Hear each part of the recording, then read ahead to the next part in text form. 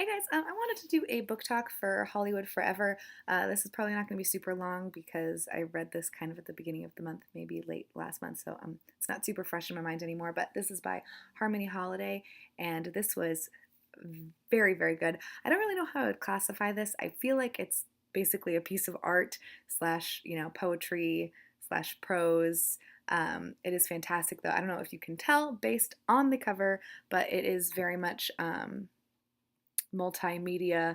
There is a lot of art taken from different sources, and this notice to stop selling um, records by Black Americans is kind of like dispersed throughout. So it's oh, it just kind of is like all over the place. And so, yeah, this was really, really fantastic.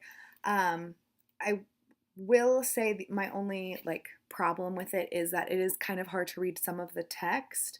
So, for example, this is the first page, and it's just kind of hard to read because there's so many layers. Sometimes there's, a photo in the background, and then like an article, and then the actual text. So it's just a little bit hard for me to read because sometimes the text it just doesn't stand out as much compared to the background. And then I also wasn't like sure, what order to be reading things in, like if I should be reading them, top to bottom or top to back, if that makes sense.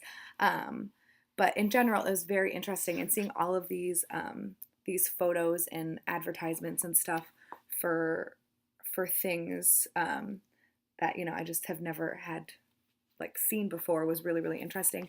I will say maybe not the most heartbreaking because again, it has been a little bit since I read it, but there is this page in particular right here, and it has this little section, and I'm just going to read it to you, and it's on the origins of the word picnic, and I might start crying, but hopefully not. African American history professional circles acknowledge that the origin of the term picnic derives from the act of lynching, burning, and maiming African Americans during slavery and following Reconstruction. Members of the KKK and other racist whites would often dress up and attend festive family outings with food and drink to entertain themselves. They often kidnapped an unfortunate black person, mostly males, and beat, burn, and/or lynch them. These terrible events would take place in front of cheering crowds, even with children present. The word picnic is rooted from the whole term pick a, insert N-word. This information has been verified with the Smithsonian Institute African American Archives, which is just like horrendous.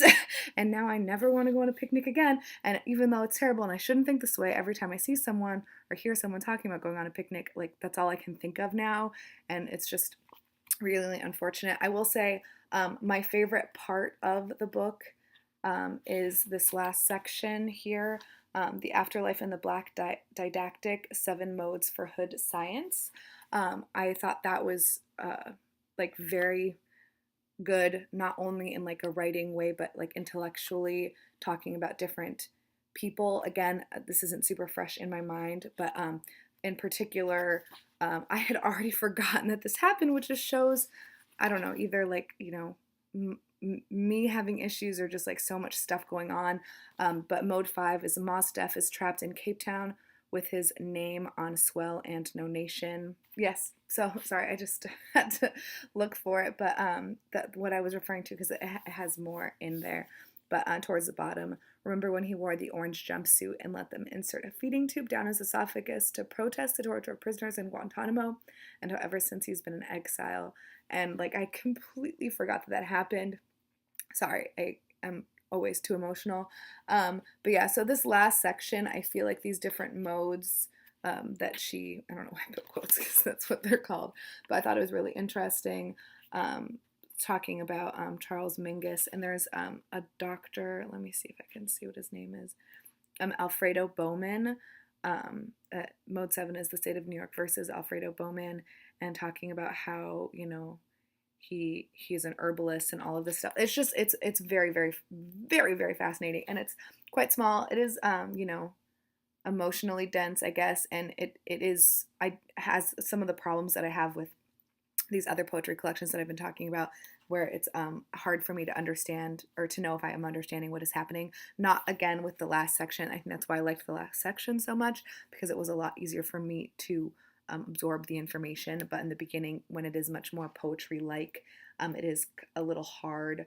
But again, there's just so many like in really, it's just an interesting piece of work. And this is published by Fence Books. Just in case you're wondering, I'll link it below, since this is an indie press. So I don't know if it's like widely available unless you go to the website. But I would definitely recommend this. I think it's great. And I don't remember how many stars, probably I think like 4.5, maybe 4, just because of that difficulty reading the text sometimes and my lack of understanding. But anyways, yeah, I will talk to you later.